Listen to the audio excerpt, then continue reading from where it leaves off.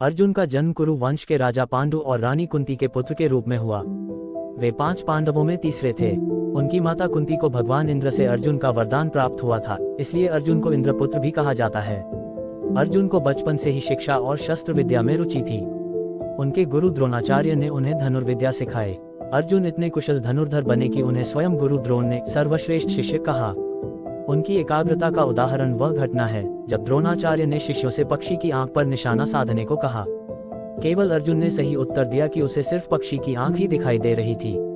अर्जुन की वीरता और निपुणता द्रौपदी स्वयंवर में भी देखने को मिली। स्वयंवर में द्रौपदी ने शर्त रखी कि जो राजकुमार मछली की घूमती हुई आंख में तीर मार सकेगा वही उससे विवाह कर सकेगा।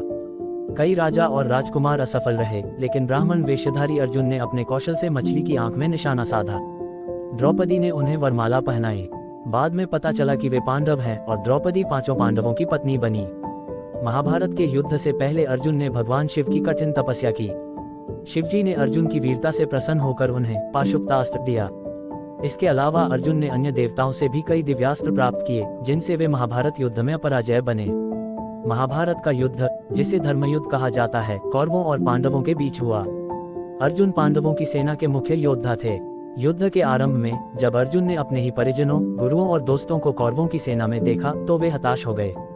उन्होंने अपने धनुष गांडीव को नीचे रख दिया और युद्ध न करने का निश्चय किया। तब भगवान कृष्ण, जो अर्जुन के सारथी थे, ने उन्हें गीता का उपदेश दिया। कृष्ण ने उन्हें बताया कि उनका कर्तव्य धर्म और सत्य की रक्षा करना है। गीता के उपदेश ने अर्जुन को प्रेरणा दी और उन्होंने युद्ध करने का संकल्प लिया। अर्जुन ने महाभारत युद्ध में कई अद्भुत पराक्रम किए। उन्होंने भीष्म पितामह को परास्त करने की रणनीति बनाई। युद्ध के दौरान अर्जुन ने जयद्रथ का वध किया, जिसने उनके पुत्र अभिमन्यु की हत्या में योगदान दिया था। सबसे बड़ी घटना कर्ण के साथ उनकी लड़ाई थी। कर्ण, जो अर्जुन के सबसे बड़े प्रतिद्वंद्वी थे, का वध अर्जुन ने अपने अद्वितीय धनुर्विद्या कौशल से किया। युद्ध समाप्त होने के बाद अर्जुन ने धर्मराज युधिष्ठिर के साथ राजकार्य में सहयोग दिया। उन्होंने अपने जीवन का शेष समय धर्म और सत्य की स्थापना में बिताया। अंत में जब पांडवों ने स्वर्गारोहण की यात्रा की, अर्जुन ने भी अपने भाइयों और द्रौपदी के साथ स्वर्ग का मार्ग अपनाया।